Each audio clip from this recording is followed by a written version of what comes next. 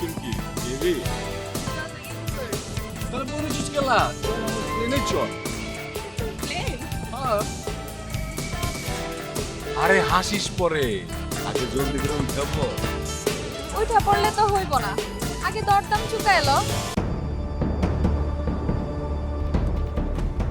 আরে না না এপি দেখলি আপনার বাগার খাড়া হয়ে যাবে হ্যাঁ হ্যাঁ তাড়াতাড়ি আসেন দেরি করলে কিন্তু মাল ফসকে যাবার চান্স আছে আরে হ্যাঁ হ্যাঁ সব কিছু ঠিক করে রাখছি আর হ্যাঁ ভালো কথা ভাই পেমেন্টটা কিন্তু বিকাশ করে দিন আপনি তো জানেনই ভাই আমি পে পাস ছাড়া কোনো কাস্টমারকে মাল সার্ভিস দিই না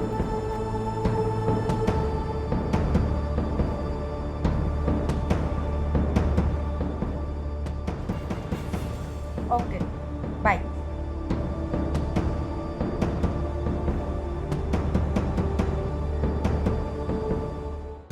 আগে মাল ছাড় পরে আমারে ছাড় বুঝলাম তুই বাজেট বাড়াইছিস তো কত বাড়াইছিস এটা আমার ক্লিয়ার করবি না তুই আমার পার্মানেন্ট কাস্টমার তোর জন্য কিছু ডিসকাউন্ট আছে দেখ তুই কিন্তু ডিসকাউন্ট করবি না কত দাম লাগবে এটা কর পার নাইট তো আমি 1200 টাকা তোর জন্য 200 টাকা ডিসকাউন্ট আয় বুঝছি ও আওস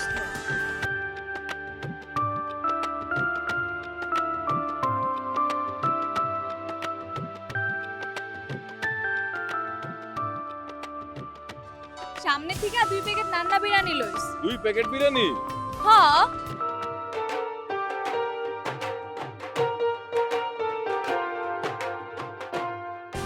তোর বাথরুম কোন দিকে রান্না করে ভিতর দিয়া সোজা টাইম দিকে যাবি বাতিটা জ্বালা লইস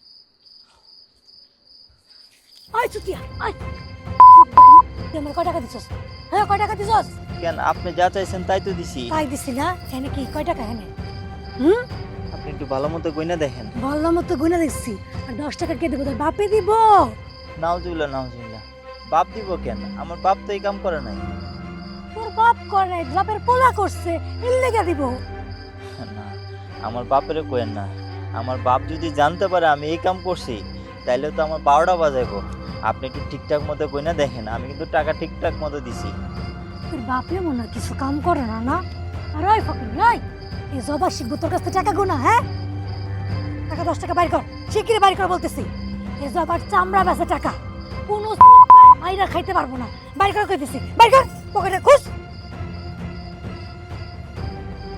পাস না না আমি হাত দিব আমি যদি হাত দেই একেবারে বিচি চাই না ছিঁড়ে ফেলাম বিশ্বাস করেন ও আহ আহ আহ, আস্তে খুব লাগে না লাগে খুব লাগে না খুব লাগে টাকা বাইর কর কই রাখছিস বাইর কর হালকা করে ধরছি ভালো মতো খুশ খুশ কইতেছি আসলে ভুল কইরা টাকাটা এই পকেটে রয়ে গেছিল সরি সরি না কইয়া গলা ধরে দিয়ে মর আন্না আন্না আন্না কি রে এত সাজুগুজু করতেছিস কি লেগে তুই তো আর এখন খেপে যাবি না একটু তাড়াতাড়ি কর আমার তো গাড়ি লেবার বাড়ি যেতে হইব হ গাড়ি লয়ে না বাড়াইলে খাইবি কি কালকে যা ইনকাম করছিলি সব তো আমারে দিয়ে দিলি আর এটা কোনো ব্যাপার না আজকে ইনকাম করে সব পোষালাম আয়, তোর রাস্তা নামাই দিয়া আমার অফিস টাইম ধরন লাগবে সারা রাত না ঘুমাইয়া তুই এখন আবার খ্যাপ মারতে যাবি তো কষ্ট হয় না রাজু আরে কষ্ট না করলে পেট আর চলবো কি হবে আর পুরুষ মানুষ যখন হইছি তখন একটু কষ্ট তো করা লাগবেই বুঝো না?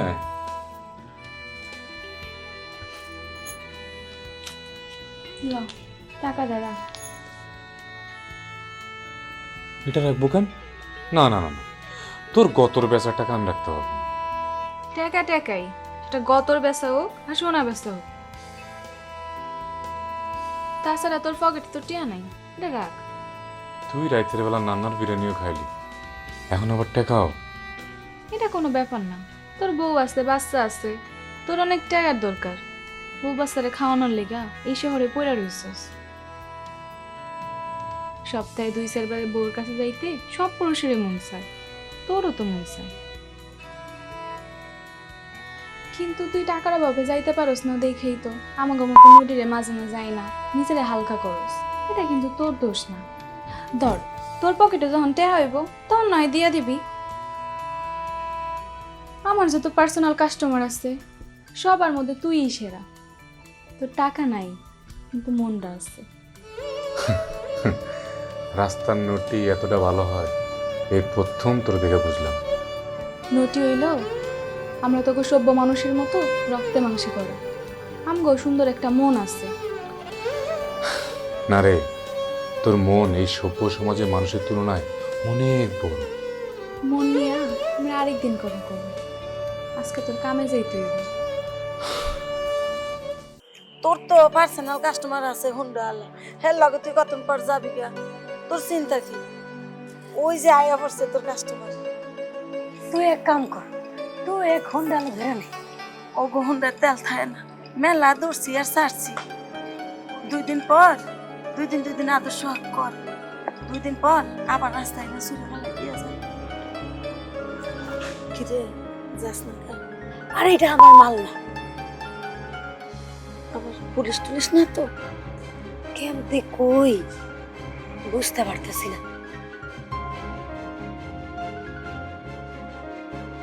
মরার যে শীত, তার বাদে কুয়াশা, মরার উপরে খাড়ার গা, এর ভিতরে আবার পুলিশ। কি যে করি, কয়টা টাকাও নাই যে খয়রাত করে পুলিশ বিদায় করি। আরে চুপ কর তো, চুপ কর, আমি দেখতেছি। কাস্টমারও তো হতে পারে। এই যে আবার দৌড় দিল একটা। চুপ, একদম চুপ। শাট। দেখ তুই, আচ্ছা, মেয়েটা তো দেখছি আমার দিকে আসছে, কোনো ঝামেলা টামেলা পাকাবে না তো? এক্সকিউজ মি, আপনি কি পুলিশ? না। পলিটিক্স করেন? র‍্যাব? না। এলাকার বড় ভাই? না। ও আল্লাহ, কত মেহেরবান, বড় বাসন বাসাইছেন। অশান্তি, শিগগিরই আয়। উনি পলিটিক্সও করে না রে, বড় পুলিশও না। শিগগিরে। কাম করবেন? কাম মানে কি কাম? উনি যেন পিটার খায়, কিচ্ছু বোঝে না। ওই যাবা, উনি কাম কি বলে বুঝে না। তুই বুঝাই দিবি না আমি কমু?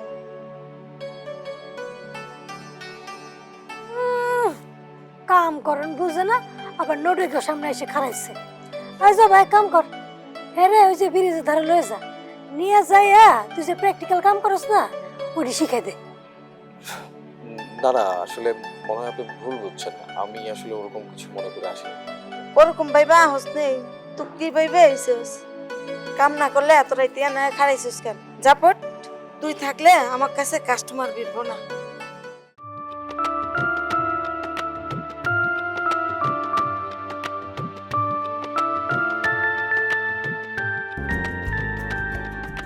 আসলে বিশ্বাস করুন, আমি এখানে হুট করে এসে দাঁড়িয়েছি। আমার বাইকের হেডলাইটটা নষ্ট হয়ে গেছে তো। শীতের রাত, বুঝতেই তো পারছেন, হেডলাইট ছাড়া তো যাওয়া যায় না, তাই আর কি এখানে দাঁড়িয়েছি। আমি বাইকের মিস্ত্রিকে কল করেছি, উনি হয়তো এখনই চলে আসবেন। আমার কারণে আপনাদের কোনো ক্ষতি হোক এটা আমি কখনোই চাইবো না। হ্যাঁ বুঝলাম, আপনি যে আমার সখী যে সাথী, ওর কথা কিছু মনে করেন না। আজকে তো শীতের মধ্যে কাস্টমার কম হয়েছে তো, মাথা ছিঁড়ে গেছে তার। এই খারাপ রিক্সাটা বাইন্দা নেই। আর তোর দরজা ভাঙ্গা রিক্সা কেউ নিবে না, 2-1 মিনিটের লেগে তালা লাগান লাগবে না। এই জমা রিক্সাটা দেখিস। ল। আচ্ছা তাড়াতাড়ি আসিস কইলাম। আচ্ছা, এসব করে আপনাদের আয় কেমন? নিজে কোন না স্যার, শরীর বেশি নিজে গো, ঘুষ দেই মাস্তান গো, তাহলে বুঝেন কেমন আয় আর কেমন ব্যয়। খাও খাও রায়হান সাহেব, ফল খাও। ফল খাইলে বল বাড়ে, আর গায়ে বল থাকলে কামে কাজেও আনন্দ পাওয়া যায়। খাও। কি যে বলো না হীরামন বিবি, আরে হীরামন বিবি ঠিক কথাই বলে। হীরামন বিবির এই রঙের রাজমহলে যদি কেউ আসে তখন তার অনেক শক্তি ক্ষয় হয়, আর তার জন্যই তো তোমাদের সেবায় এত পুষ্টিকর খাবার আয়োজন করলাম। আরে ভাই তুমি খুশি তো আমি খুশি, জানোই তো ক্লায়েন্টদের মন খুশি করাই হলো এই হীরামন বিবির মূল লক্ষ্য। ডোন্ট ওয়ারি মিস্টার রায়হান সাহেব, নেক্সট টাইম তোমার জন্য এর চেয়ে খাসা আমি আয়োজন করব। শুক্রিয়া শুক্রিয়া, তোমার সেবা তারিফ করার চেয়ে আজ সময় এলো, যাই তাহলে আজকে একটু মায়াকে ডাকো না দেখি। কি ব্যাপার, মায়া রিয়েল প্রেমে পড়ে গেলে বুঝি? চা খাবেন? হ, যে ঠান্ডা পড়ছে, একটু চা খেলে কিন্তু ভালো লাগতো।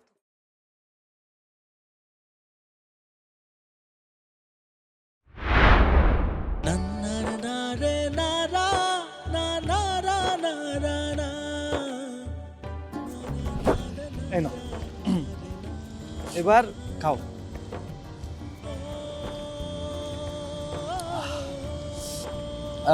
এই ঠান্ডা ঠান্ডা চার সাথে একটা সিগারেট হলে বেশ ভালো হতো। তা মহারানী, তুমি যদি অনুমতি দাও একটা সিগারেট জ্বালাতে পারি? জি না, এত সুন্দর একটি রোমান্টিক পরিবেশে তুমি সিগারেট খেয়ে পরিবেশটা নষ্ট করো না প্লিজ। যথাক মহারানী। আচ্ছা, এই শহরটা না খুব সুন্দর। তোমার চোখ দুটো আরো বেশি সুন্দর, তাই তোমার কাছে সুন্দর দেখা। এই শহরের স্থাপনাগুলো আরো বেশ সুন্দর। কাজের ফাঁকে ফাঁকে আমি তোমাকে ঘুরে ঘুরে সব দেখাবো। তুমি দেখবে না? তোমার চোখ দেখলেই আমার দেখা হবে। আমরা কি তাহলে ঘোড়া গাছ কাটবো? আগে আমরা সুন্দরবন যায় বাঘের দুধ দোয়াবো, আমরাও তুমগো লগে তুমগো পৃথিবীতে থাকবো। আপনারা? আমরা এলাকার বড় ভাই, যা পাই তাই খাই। কিন্তু আমাদের কাছে তো কোনো খাবার দাবার নেই। তোর কাছে তো নাই এটা আমরা জানি, ওর কাছে তো আছে এক কেরে রসগোল্লা, রসের টুই টুম্বু। তুমি আমাকে মৌচা আসো, আমরা দুজন মিলে তোমার কাছে থেকে খাবো। দেখেন, গায়ে হাত দেবেন না, ও এখনো ছোট। আরে আমরা তো ছোট জিনিসই বেশি খাই। কি সব বাজে কথা বলছেন আপনারা? ও তো আপনাদের ছোট বোনের মতো। না না, ও আমাদের ছিল বইয়ের মতো। মাছটা তো নিমু, কিন্তু এই আপদটা কি করবো? কিন্তু ছাগলের মতো ভেবে করবো। এই আপত্রারে দুটা বিচি ভরে দে। হ্যাঁ ঠিক কইছস তুই।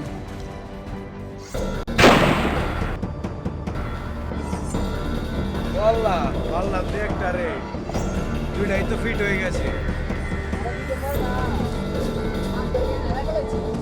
মালটারে লো লো অজ্ঞান অবস্থা ফিরামো।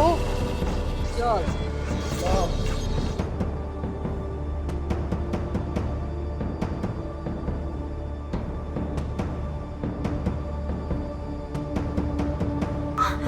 ধরে ভাবি ভাবি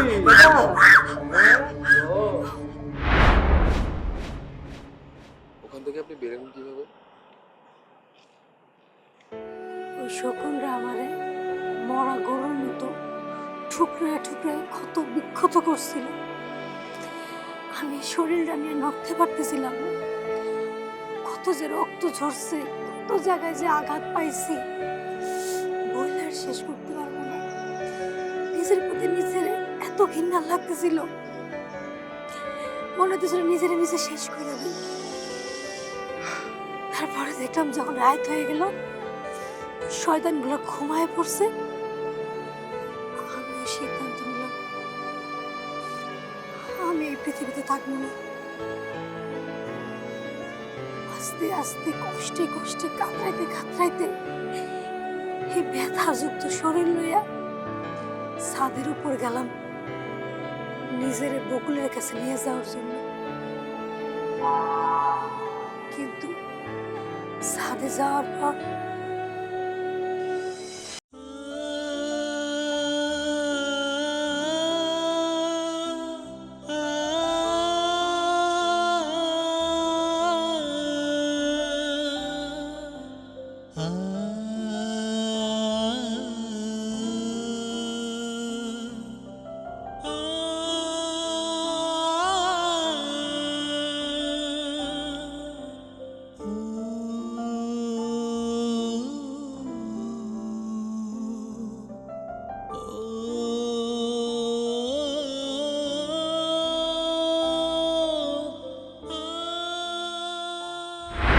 জীবনে যদি আমি তোমার না হইতে পারি, এই জীবনের কোনো মূল্য নেই। দরকার হলে আমি আমার জীবনটাই শেষ করে দিব। এমন কথা বলতে নাই। জন্ম মৃত্যু বিয়ার সাথে সবই উপর আল্লাহর হাতে। এমন কথা বললে তো তিনি নারাজ হন। তার কষ্ট দিলে কেউ কখনো সত্যি সুখী হইতে পারে না।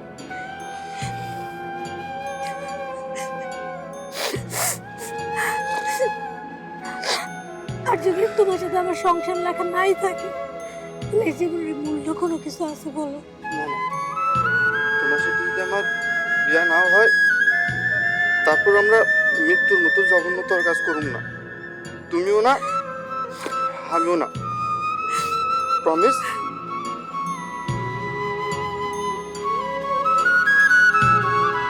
প্রমিস।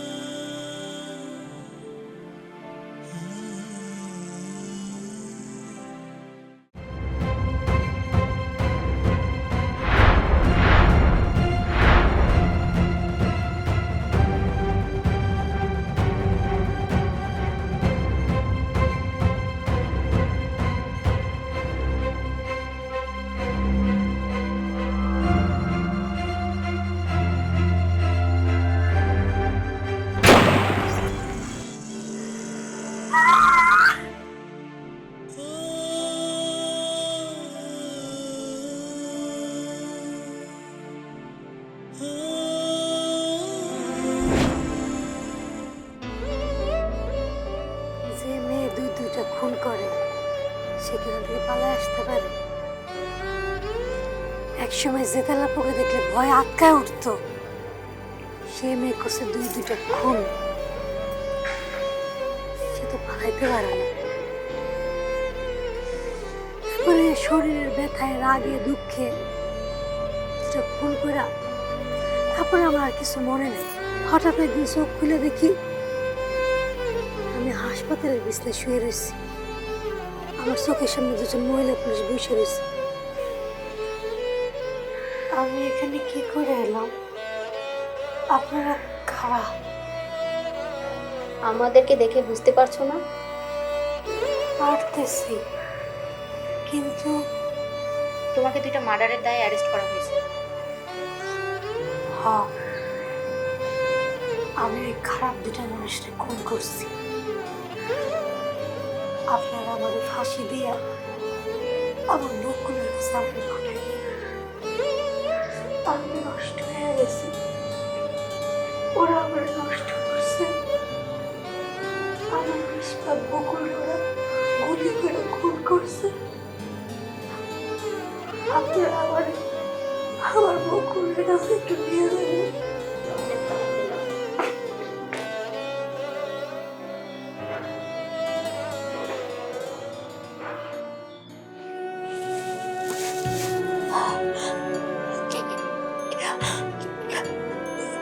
ম্যাডাম, এটাই তো আমার বকুল। ও তখন রাজনীতির সাথে জড়িত ছিল না। এই শহরে আমরা আগে কখনো আসি নাই। 30শে মে সেদিনই আমরা প্রথম আসছি এই শহরে। ম্যাডাম, আমার একটু আমার বকুলের কাছে নিয়ে যাবেন। সম্ভব নয়, তুমি এখন 2টো মার্ডারের আসামি। চাইলেই আমরা তোমাকে তোমার বকুলের কাছে নিয়ে যেতে পারবো না।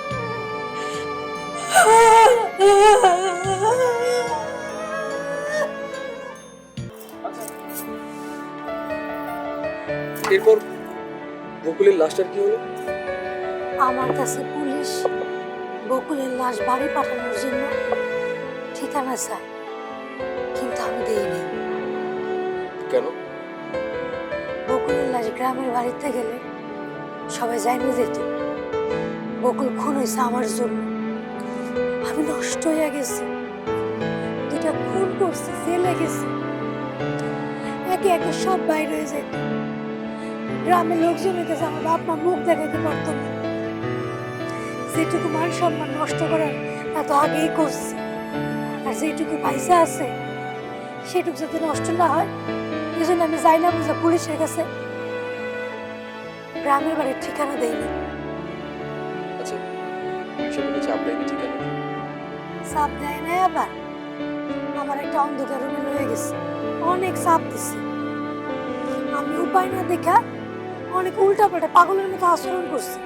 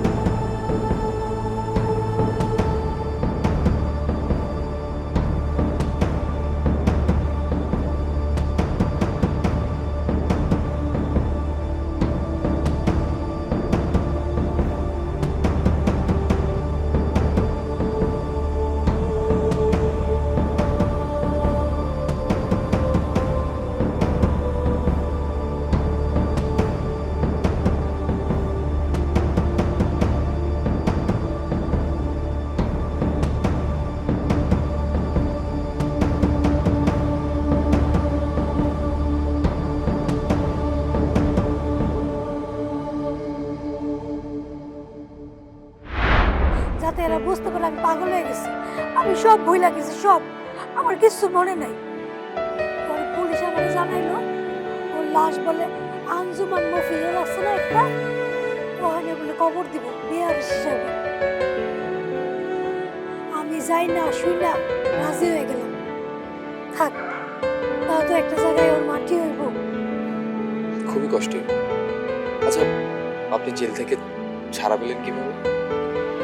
তবে জানি না আর কত বছর আমার হাজিরা দিতে হবে, আর কতদিন পরে আমার ফাঁসির টাকাইব। আচ্ছা, আপনি তো উকিলে ছিল, জামিন করার লোকে? হীরা খালা, হীরা খালার লগে আমার জেলের মধ্যে পরিচয় হয়।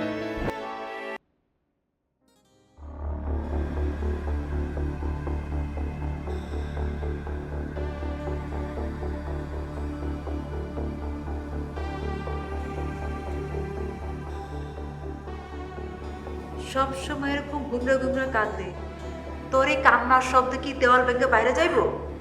যাইবো না। তার চেয়ে বরং এক কাজ কর, একটা ভালো উকিল তৈরা এখান থেকে বের হয়ে যা। আমি উকিল পাবো কই খালা? কে? তোর গার্জিয়ান আছে না, তারা ধরবো। আমার কেউ নেই, কোনো গার্জিয়ান নেই। কস কি? গার্জিয়ান ছাড়া মানুষ আবার দুনিয়াতে পয়দা হয় নাকি?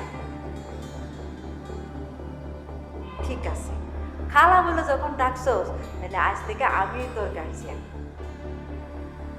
শোন, আমার কালকা জামিন হইব, আমি এখান থেকে বের হইয়া তোরে খুব তাড়াতাড়ি বাইর করে নিয়ে যাবো। একমাত্র ওর লাশ হওয়ার পরে আমি এই জেলখানা থেকে বাইরে হতে পারবো, তার আগে পারবো না। কেন? আমি যে 2টা খুনের আসামি। কস কি? তুই ফোন করছিস, তাও 2টা?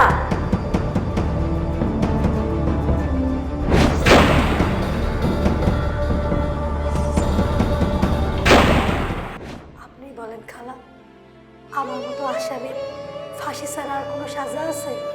আরে তুই কোনো চিন্তাই করিস না, 2টা খুন হোক আর 20টা খুন, আসামিরে বাঁচানো হইল আমার 2 আঙ্গুলের খেলা। কি বলতেছো খালা? সত্যি করে বলতেছো? আমার ফাঁসির দড়িতে ঝুলতে হইব না? না রে, তুই হলি গিয়ে আমার মেয়ের মতো, মেয়ের জন্য ফাঁসির ধরিতে, আর আমি মামায় আঙুল চুষবো। শোন, কাল আমার জামিন হবে, আমি এখান থেকে বের হয়ে খুব তাড়াতাড়ি এখান থেকে বের করে নিয়ে যাবো। সত্যি খালা? সত্যি? সত্যি বলছি, সত্যি বলছি। শোন, এখন টেনশন না করে, কান্নাকাটি না করে যা গিয়ে ঘুমায়।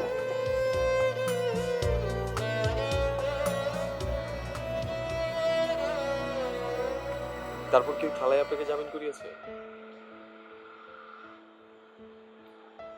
আসলে পৃথিবীতে এতটা ভালো মানুষ আছে জানা ছিল না। এত কালোর মাঝে এক ফোঁটা আলো আছে বোধহয়, তার জন্য পৃথিবীতে আমি সুন্দর। এই সুন্দরের মাঝে যে কত অন্ধকার সেটা তো আপনি জানেন। এই সুন্দরের মাঝে যত অন্ধকার লুকিয়ে থাকে, মানে? স্বার্থ ছাড়া এই পৃথিবীতে কেউ কারো কোনো উপকার করে না। খালা যে আমার উপকার করছে তা নিজের স্বার্থেই করছে। নিজের স্বার্থে মানে? হ্যাঁ, খালা যখন আমার জামিন কইরা তার নিজের বাড়িতে নিয়ে আসলো, তখন আমি তার আসল রূপ দেখতে পাইছি। আয় মা, আয়। আয়, আয়। মায়া, মায়া, জি ম্যাডাম বলুন। শোন, ওকে সবকিছু বুঝিয়ে দে, আজ থেকে ও তোদের সঙ্গে থাকবে।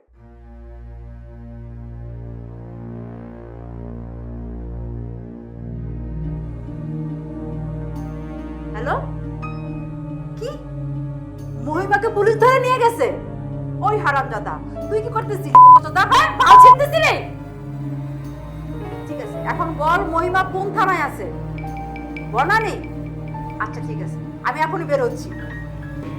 হায়দার সাহেব কিন্তু একটু পরেই আসবে, ওকে বুঝিয়ে সুঝিয়ে হায়দার সাহেবের কাছে পাঠাবে। শোনো জবা, কোনো দ্বিমত করবা না, একটা কথা মাথায় রেখো, তোমাকে কিন্তু জেল থেকে ছাড়িয়ে আনতে আমার অনেক টাকা খরচা হয়েছে।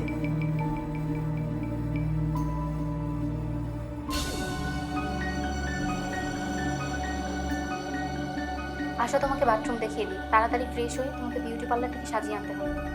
আমার এখানে বিউটি পার্লারে যে স্বাস্থ্য হইব? হায়দার সাহেব সাজগোজ ছাড়া কোনো বেশ্যাকে পছন্দ করেন না।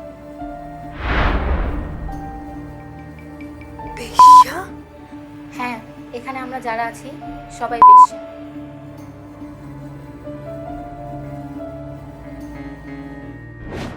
সেই থেকে হয়ে গেলাম বেশ্যা। খালা আসলে রাজনীতি ফাজনীতি কিছুই করতো না, তার প্রধান কাম ছিল আমার মতো এরকম অনেক অনেক অসহায় মেয়েগো নটি বানানো।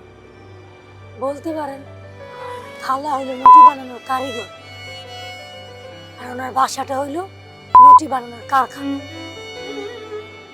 আমাকে মতো অসহায় মানুষের টাকাগুলা রোজ কাইরা কুইরা নিয়ে আজকে তো বড় লোক হয়েছে।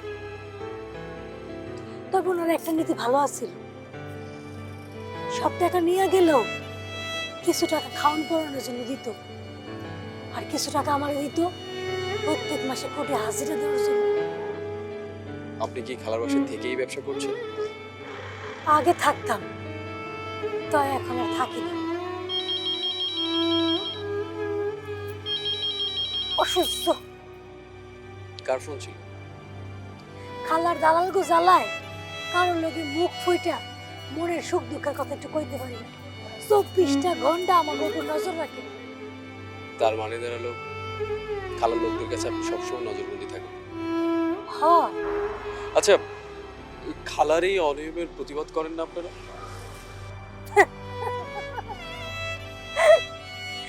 প্রতিবাদ না? প্রতিবাদ করে কি আমি আবার জেলে যাবো নাকি? জেলে গেলেই তো ফাঁসির অর্ডার হয়ে যাবো। তাই যেই কয়টা দিন বাইসা আছি খাওয়ার ইচ্ছাতেই বাঁচি। অবাধ্য হইলেই তো মরণ। জায়গা অনেক পেশাল পালাম আপনার লাগে, আপনি কিছু মনে নিয়েন না। আমার আবেগের লিগা আপনার কতগুলো টাকা জরিমানা হইল, কিছু মনে করেন না। আসেন, আপনার টাকা আমি শোধ করে দিই। আশা করি আপনার খারাপ লাগবে না। আমি দুঃখিত। আর রাস্তাঘাটে আমি তাহলে আপনার বাসায় নিয়ে চলেন, আপনার আমি সব পোষাই দিব অনেক আদর দিয়া। সম্ভব না। ও বুঝছি, ঘরে বউ আছে, তাহলে হোটেলে চলেন। আমার পরিচিত অনেকগুলো হোটেল আছে, কোনো সমস্যা হবে না। আপনি মনে হয় ভুল করছেন। আর আমি এমন বুঝিয়ে মানুষ নই। আমার মধ্যে কোনো রোগ নেই, আপনি আইতে পারেন আমার লগে। দেখুন, আপনি আমাকে আপনার কাস্টমার মনে করবেন না, প্লিজ প্লিজ। এই নদীর লগে শুইতে ধরনের ঘেন্না লাগে না? তবে একটা কথা মনে রাখেন, এই জবা নদীর সাথে কাম করার লিগা এখন আপনার মতো অনেক অনেক পুরুষ রাস্তায় খাড়ায় লাইন দেয়। আপনি শুধু শুধু রাগ করবেন না। আপনার সাথে কথা বলে আপনার যে মূল্যবান সময় নষ্ট করেছে, সেটার যা দাম আসে আমি না হয় দিয়ে দিই। শোনেন, সে অনেকক্ষণ ধরে আপনার সাথে কথা বলতেছে, অন্তর থেকে আপনার অনেক ভালো লাগছে, এই জন্য বারবার রিকোয়েস্ট করতেছে। মনে করেন না যে আমি খ্যাত, আমিও কিছু লেখাপড়া জানি। আমার যে কাস্টমার সেইগুলো লোকে সব লোয়ার ক্লাস, সিএনজিওয়ালা, চাওয়ালা, রিক্সাওয়ালা, এই টাইপের। এর লিগে আমি এরকম খ্যাত ভাষী কথা বলি। তার লোয়ার ক্লাস নিয়ে কেন পড়েছেন? ভিআইপিতে গেলেই তো পারেন।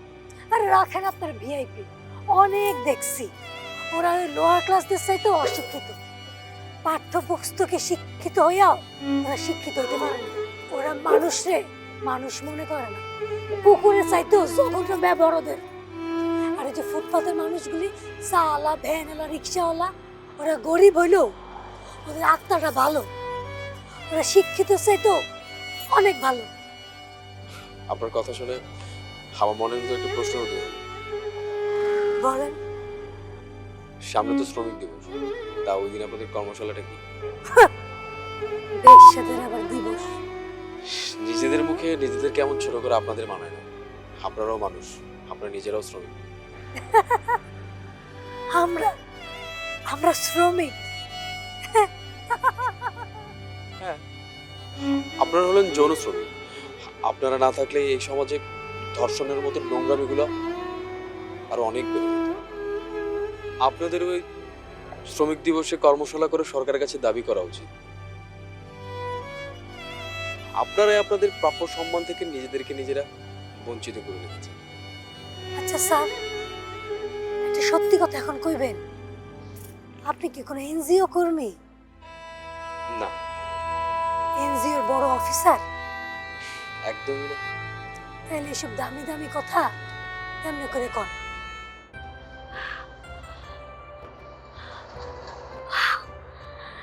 আপনি বসেন, অনেক কথা কইলাম, কিছু মনে করেন না। মেলাক্ষণ পর আমার একটা কাস্টমার আছে। জীবনের নিয়মে আসে তাতে কত বাধা, জীবন চলে জীবনের নিয়মে আসে তাতে কত বাধা, তবুও চলে জীবন। না রে না রা